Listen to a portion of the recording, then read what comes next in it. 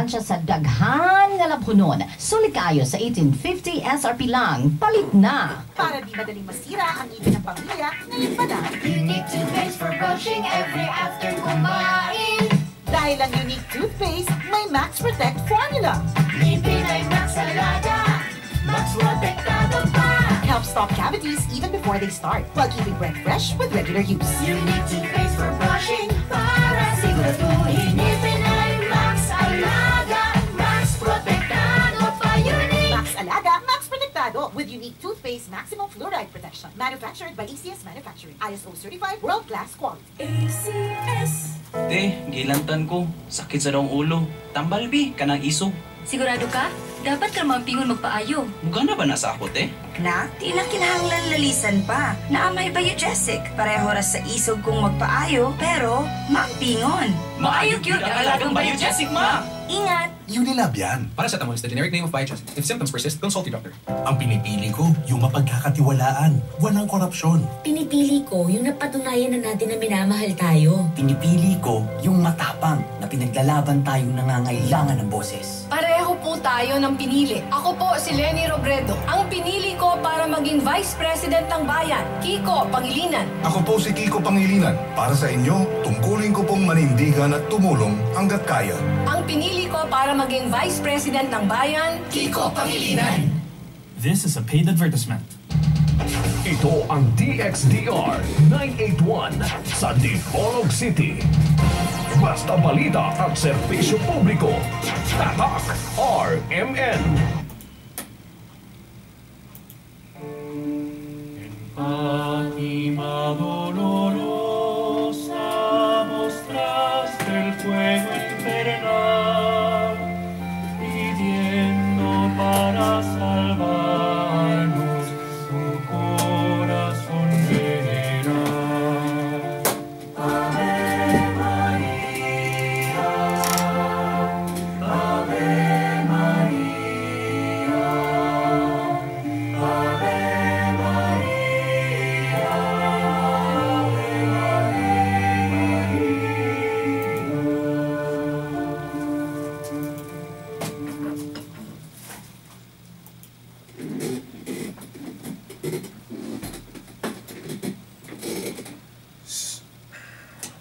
Sa pagkabalita ni Jesus,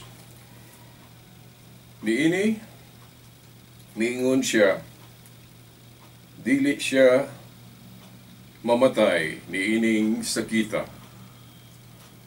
Nahitabo kini aron kapasidunggan ang anak sa Dios. Pinaagi niini kapasidunggan usab ang anak sa Dios. Ug kung buot kang pasidunggan, kinahanglan magpaubos ka. Pasidunggan gayod ang sulugoon. Nahimo kamong panig-ingnan.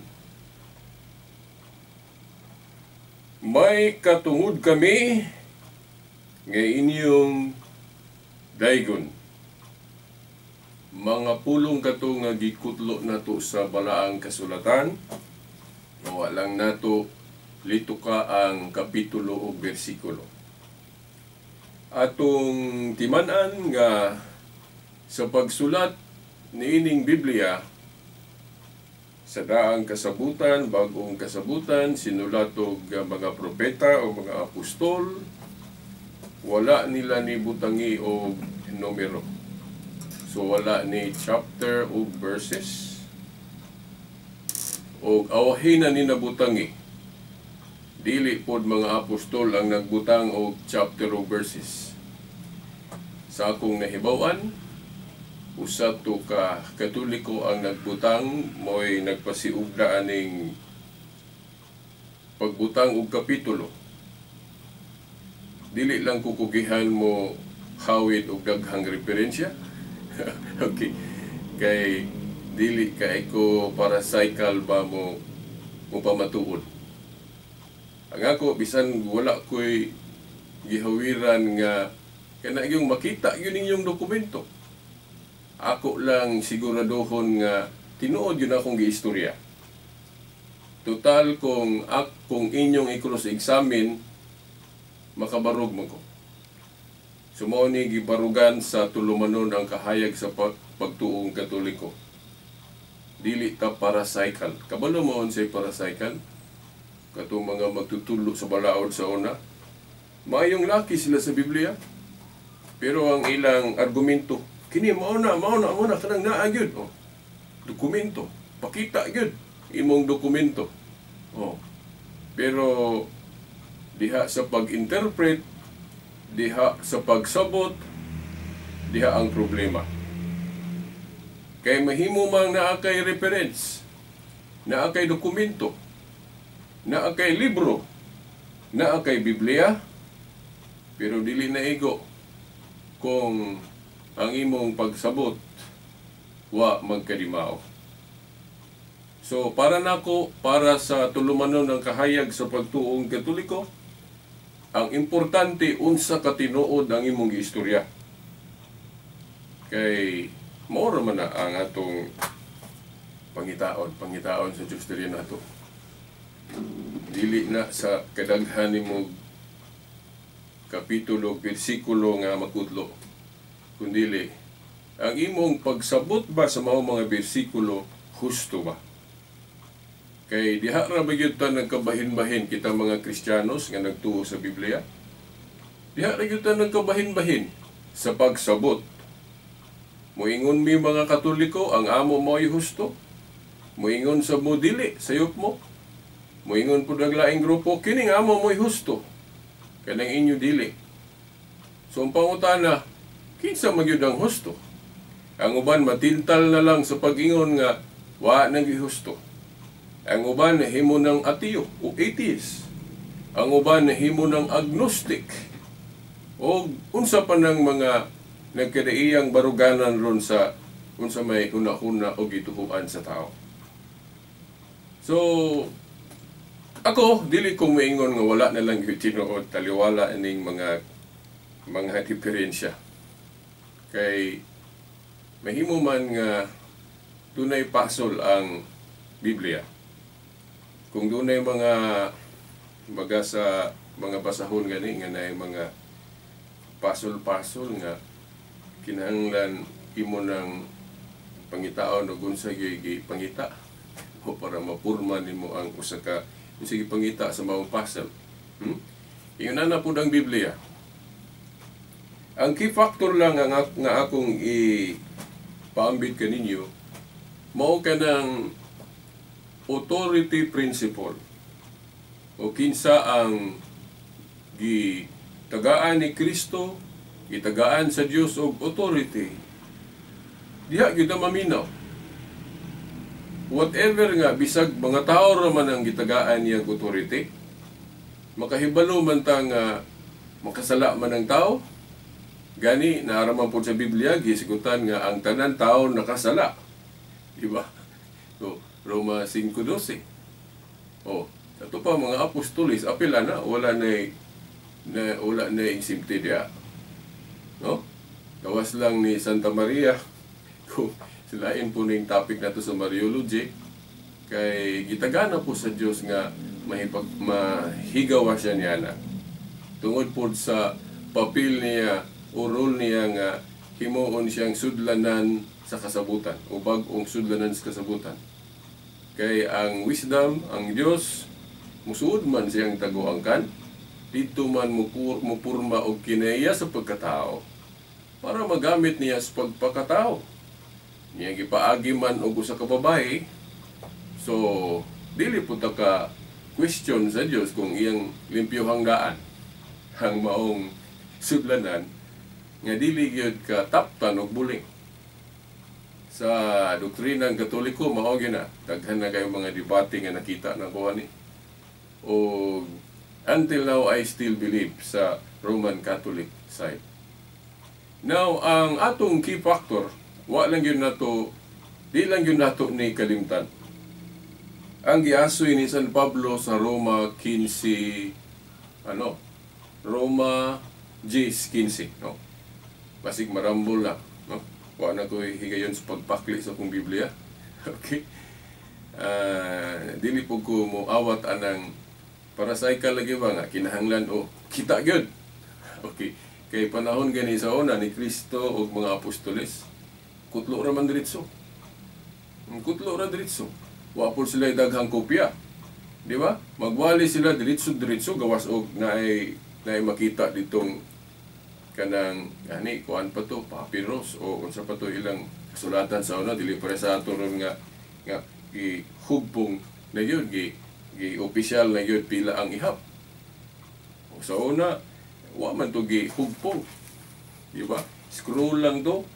Dayon ang kasulatan sa mga apostoles wa pa sila New Testament nga compiled. Ang naana sa ilang panahon nga ilang kutlo-kutloon kato pa lang Old Testament. Nga gani ang mga Hudiyo wala pa gali magkausa sa unsay opisyal nga ihap. Kay ang Alexandrian canon sa mga Hudiyo sa Old Testament mas more than man og 7 ka libro. Oh. Samtang ang Palestinian kuan lang. Pila to 39. So kulang og 7. Wala na masettle panahon sa before Christ. Ang nagsettle, ang nagsulbad anaon sa gi-opisyal laing set of authorities na ang mga pari na ni Kristo. Di ba? Gani, dili pagyud mga apostoles. Kay ang mga apostoles, sa pagsulat nila, wala man sila maghisgot nga, kanang imo Mateo, inspired na. Kanang imo Lucas, inspired na. Niya, uban pang mga Kristiyano sa maong panahon, sa ila pong mga sumusunod, nagsulat po, dili lang kay 20 City. Niya, here comes kini mga obispo sa ilang mga council, like Council of Hippo, 393, gidasunan po sa Council of Carthage, 397, nga ilang gihasasan manggod, unsa gyud ang inspired sa New Testament. O ang niresulta, kanarang hawid-hawiran nato ron sa itong mga Biblia, nga ang New Testament, 27 books lang.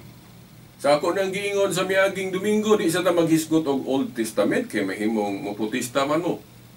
Nga di mo mutuoan ang Deuterocanonicals, nga gitawag ninyong Apokripa, kanang naay Makabeo, Sirach. Kaya para ninyo, dili man na-inspired. So, sa canon of scripture pa lang, sa ihap, problema na gyud mo sa inyong baruganan nga kanang Bible alone ra gyud mao'y basihan sa pagtuo. Sa kadaghang mga nagbasa sa Biblia, only the Roman Catholic Church, of course, naalang ko yung maawat-awat nga kanang duol ra pud sa Katoliko like Orthodox, kay gikan ra man pud sa Katoliko, then kanang ganing aglipayan pud nga naay mga larawan gikan ra pud sa Katoliko. So original anak Katoliko gyud. Di ba? Sa pagtanaw ng history, iawat-awat lang pud nila, pero nalang po giusog nila to justify nga dili sila Katoliko. Nga ila ring ingnon nga sakto ni nga mo agyod. Ang Katoliko na anay na sagol anang dili mao. Pero ako mobarog ko nga ang tinuod nga simbahan nga gitukod ni Kristo, mahimong ang mga sakop niya makasala, masayop. Sa ilang personal nga pagsabot, posibleng magkasayop sila. Kay gani si Pedro o Pablo diya sa Biblia, doon na may panahon nga wa magkausa. Sa ila ra pong personal nga pamaagi. Kay nagkasukan man ni Pablo si Pedro. Nya puros na mga apostol ha. Okay. Mga personal reflection do nila. Pero si Pablo o Pedro nagkausa sa mga opisyal nga pagtulunan sa iglesia. Kana bang dunay guidance sa Espiritu Santo. Kay ang Holy Spirit nga napadala sa Pentecostes, ang iyang trabaho to guide sa simbahan, sa church nga gitukod ni Kristo, nga dili masayop sa opisyal niyang mga pagtulon. Ang kanang gi-define gyud pa. Mayong gi-define gyud kanang gihiusahan. Kanang mga teaching nga gi-pronounce pinaagi og council. Pero kung ang usa lang ka apostol mo ingon nga mauna, mahimong dili pa na mao. Dili pa na official. Di ba? Parehas atong ilang disciplinary rule sa ilang panahon sa Council of Jerusalem, napa may gi-appeal nila nga custom samaan ng dili mo kaon og dugo. O sa Jerusalem Council, ang namulong ana sa maong council si James. Pero wala na hisguti ni Pedro sa pagtingog niya. Di ba kana nga rule? Ug unsa to'y gidebatihan sa maong council, dito ra pod ni focus si Pedro. Kato naman tong issue good about sa manay kinahanglan pa bagyong tulion ang upasakop sa gingharian. Kaysa daan, kinahanglan man yung tulion. Dayon, kana pong kinaiya nga ipihig ng mga hintil. O ipihig ng mga hintil. O man sila labot good. Di ba? O, kay kanto naman mga Hudiyo may dawaton.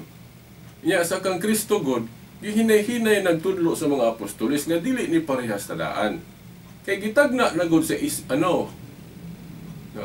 nalimot ko sa sitas, Jeremiah ba to? Itong kanunay na nakong kutloon gani nga ang Diyos maghimo og bagong kasabutan nga lahi sa daan. So mao na to mga apostol nagsugod-sugod na sila introduce sa kausaban. Nga sa pagdebate nila nga unsa man gyud stand, bag-o naman tang stand ron, bag-o naman kay New Testament naman ta. Christianity naman. So mao to nga sa resulta sa debate nitingog dayon ang Prime Minister si Pedro. Siya may gituganan siya mga yawi sa gingharian sa langit. Pagtingog niya human sa taas nga lantugi, wa gyud ni supak. Unya si Pedro dito ra gyud ni focus sa unsa may ilang topic gyud atong higayuna sa debate sa maong council. Nya wa gyud ni supak sa pronouncement ni Pedro nga dunay kausaban. Di ba? Unsa may kausaban dito nga ang mga hintil pwede nang kawaton o pwede na masakop sa gingharian o dili na sila ipihig. Mo man ay kabag-uhan.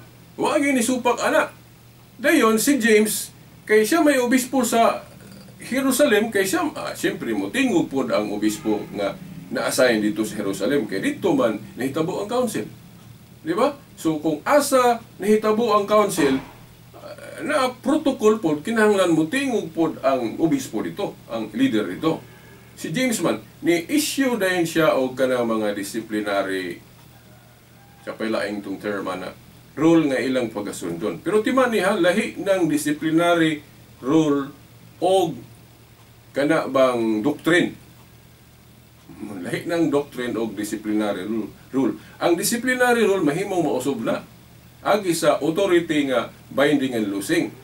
Nya unsa may gisulti ni kuan dito ni Pedro nga mga rules. Ni Santiago. Now, naay padayon gihapon nato labi na kung moral ang essence sa disiplina. Kay kanang moral di man na pwedeng mausob para dili mangawat, dili mahibog sa asawa sa kuan, no? O kanang idolatry, dili ka magbato og laing Dios, di ka manapaw, o wala mga moral dili na usbon. Pero katong rule nga dili ipakaon ang dugo, dili na siya moral law. Usa na sa mga Jewish nga prohibition sa Old Testament nga wala na naitudlo ni Kristo. So sa ato pa ang Council of Jerusalem, doon na sila gidili nga wala gibase sa universal teaching ni Jesus Christ. So, ila lang sa itong gi-appeal, kay naaman sila authority, kanang binding and loosing, ang inyong idili, dirisyuta, idili sa langit, ang inyong itugot na. Mateo 18:18. Sa ato pa, kung maghimog disciplinary rule ang mga apostoles nga, ila pang i-appeal ang karaan, pwede gihapon na. Pero sa ilang panahon, mo bitaw to atong debate na mo sa kung higalang amigo nga evangelist sa Adventist. Ingon siya nga, nasayop na itong Council of Jerusalem Veritas. Ako maingon na sayop. Sa ilang panahon, ila pa itong gidili. Pero kung maingon ka nga, gitudlo na ni Kristo sa universal niya nga role, wala magtudlo si Kristo na. karaan pa na nga ila lang giapil, of course kay balumon siya rason nga nung duna pa sila giapil sa Jewish nga pagdili. Kay yan tugong higayon na tension pa kayo ng transition time between Judaism to Christianity. Kay ang mga Hudiyo nga naarad sa karaan maglisod pagdawat sa bag-o. Sa liman ka anao nga sa karaan daghang gipang dili sa pagkaon. Baboy, isdang ulay himbis, dili ipakaon ng dugo. So mukalit lang sila usog nga, oy pwede na kay gilinisan na. Okay na kaysa si Kristo wa na magdili ana. Mukalit ana niya katong dili kasabot maglisod og dawat ana. So mao na usa sa reason nganong si James doon na pa siya gi-appeal nga Jewish custom nga dili pakaon ng dugo. Pero binding to sa ilang time. Ano man sila may authority sa maong panahon. Wa man pud moingon si Pedro nga ayaw na James kay wa na gitudlo ni Kristo. So but pasabot nagkausa sila nga ipadayon paghapon to dili ipakaon ng dugo. So mo nang giingnan ako akong higalang kaatbang sa Adventist nga wa mo gumoingong sayo. Ila pa nang gi-appeal nga role pero wala na gitudlo ni Kristo. Kay si Kristo kung basahon nimo ang mga wali ni Kristo sa gospel, wala siya magdili sa mga pagkaon nga gidili sa una sa Judaism. Di ba? Sumao na nga ang Catholic interpretation anang Acts 15 sa Jerusalem Council kadtong pagdili sa pagkaon og dugo temporal restriction. Sabot pud siguro mo unsay temporal. Ngano mo ingon may temporal nganong nakasigurado mi ana una ang Holy Spirit galihok sa matag council gauban. Ikaduha si Kristo wa na magtudlo ana. Dayon nganong binding to sa ilang panahon kay naa sila authority to bind and loose. So sa mga disciplinary rule lagi pwede na mausob-usob sa mga authorities. Sa mga authority bisan mangani ang atong gobyerno sa mga authorities nato sa mga senador, congressman, kana mga in charge sa paghimog mga balaod. Pwede man sila mag-usap-usap, pero ang pag-usap kinahanglan usap pag-usahan, mag-meeting council na. Di ba? So sa Council of Jerusalem sa unang siglo gidili pa gyud ang pagkaog dugo. Pero dili na sa universal balaod. Sorry. Dili na universal nga balaod kay gani bisan sa Old Testament na may panahon nga kanon na nila kanang dugo sa Levitico 18 ba to 18 sa makabali na ang kuan pagkutlo na kuha. Pero sigurado ko nga naana sa bisan sa daang kasabutan nga gidili na naay panahon nga kanon na nila Levitico 18 kung ako masayo. Napo dias Levitico ang pagdili. Napo si Levitico nga dunay panahon nga ilan ang kanon. Di ba? Nya nganong god nga dili na universal nga balaod ng dili sa pagkaon ug dugo kay ang gingharian gud ni Kristo sa pagkamatarong way apil ang pagkaon. Basahan ninyo sa Roma 14. Whole chapter. Amingon na lang og whole chapter kay nalimot ko unsa tong bersikulo. Sa dihang naghisgot si Pablo unsa gyud ang gingharian ni Kristo. Dili tong gingharian sa daan gingharian ni Kristo mahitungod sa pagkamatarong. Sa gingharian ni Kristo mahitungod sa pagkamatarong way labot ang pagkaon na kay mukaong kag sa dili na siya basihan nga limpyo gyud kag kasing-kasing. Di ba? So mao na nga sa ilang panahon gidili pa to pero pwede man ang usbon sa mga authorities nga mosunod. Nya kay kung ako malimot, ang Council of Florence, yagtong 1400 na galito, dapit, mga ika-15 nga siglo na galito, nga ga-council sa Florence, ang mga obispo. Dayon, ni-pronounce din sila nga, kining dili pagkaon og dugo, wa naman ni gitudlo ni Kristo, gidili pa ni panahon sa mga apostoles, of course, tungod kay napo sila rason nga, wala pa makaayo makasabot ang mga Hudiyo ni atong panahon naglisod pa sila dawat sa bag-ong pagtulon-an ni Kristo o nang gidili pa nila. Pero wala na gitudlo na ni Kristo kay kung moingon nga tag universal teaching ni Jesus Christ, diha ra gyud sa gospel mo focus. Sa gospel namong gud diha nanudlo si Kristo. Sa pagtudlo ni Kristo kay sa pagugol, iya pa bagong gikutlo tong Levitico nga gidili. Wala na. ang ipokus ni Kristo sa universal teaching niya, kanang yung gugma. Sa isig katao. Wala siya mag-isgot og pagkaon. Ha? Sa tema gali sa kalanon, kung review lang mo sa akong mga debate diha, sa akong gala, no?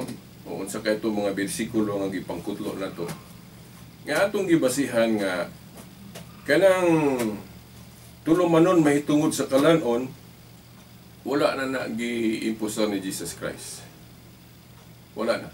Ang iya pagtulunan sa pagkamatarong. Ug unsa nang pagtulunan sa pagkamatarong, basa mo Marcos 7 o uban pang mga teksto diya sa gospel nga diin si Jesus Christ mo'y nanudlo. Now, mauna nga sa Council of Florence gi-abrogate ng dili pagkaog dugo. Ang reason sa Council of Florence nga i-Christianize tanan nato ang atong mga balaod. Wa nay ipabili nato sa daan gawas katong naa sa daan nga doon na siya moral essence. Sama atong napulo kasugo. Kay dili man po na usbon sa mga authorities kay common man na siya nga balaod. Okay. So, now sa sunod Domingo pohon akong ipadayon na tong mahitungod sa mga kinibang pagpasidungog og mga santos nga gipaningkamutan pag-ayo ron sa Yawa nga ma-erase na. Pero wala man gyud niya ma-erase, pero naay mga tao nga ikalimtan na or murag napatuog yun niya, mao nang wala na sila yung mga balaang simbolo.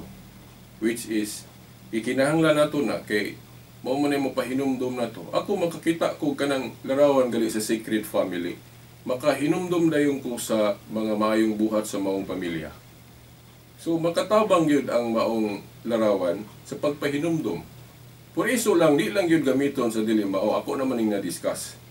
Example ko na sa atong gobyerno, nga nung naamantay monumento o ribulto ni Dr. Jose Rizal, gibutang pag-isplaza. Kaya nga naman sa plaza, daghang tao mo adto. Then inig kakita sa mga tao sa ribulto, monumento ni Rizal, ang mga tao makahinumdum dayon sa maayong example ni Rizal. Di ba? Ingon na po sa larawan. Usa sa maayong gamit sa larawan kanang bang makahinumdum ta sa angay hinumduman. No. Ini kakita na to. Ako mo na nga sa balay na may Sacred Family nga larawan. Dayon perpetual health kanang makita na ko na nga mahal nga inahan day na si Jesus Christ gikugos sa mahal nga inahan. Ug makakita ko unsa pa bagoy luna sa dili maayong hunahuna ana kung makakita ko anang larawan. Pero kung ang mga larawan ako sulod sa akong kwarto, sulod sa among balay, itong mga larawan nga ambot mga babae ang gasuot o kulag panapton, then sa po'y naasa kung hunahuna ana kung ang mga larawan nga nasa gapalibot na ko laway. Siguro laway po nang nasa kung una. Pero larawan sa mga santos na puno, napabagoy luna ang akong una-una makahuna-huna kung dili maayo ana. Pero may ingon dayon mo, himo ng Diyos mga Katoliko, mga idol na. Well, kumana na, tapos na na. Gani, kung but na hunaon, nasulbad na sa Second Council of Nicaea. Nicaea. Nakalimot ko sa tunga council. But, yes, Nicaea lang Second Council sa mga 8th century. Nag-pronounce na ang council nga dili idolatry ng veneration of images. Lahi ng idolizing of images o veneration of images. Di na parehas. So, wala naman tayo kung panahon hangtod sa sunod Domingo po sa mga oras ng istasyon. Sa ngalan samahan sa anak sa Espiritu Santo. Amen.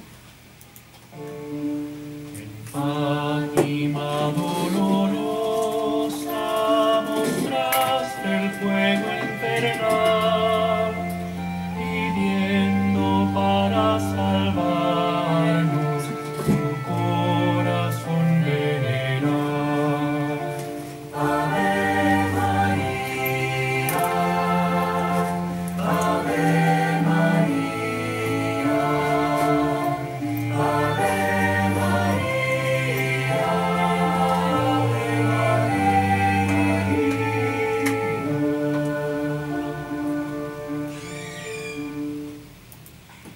Tatak RMN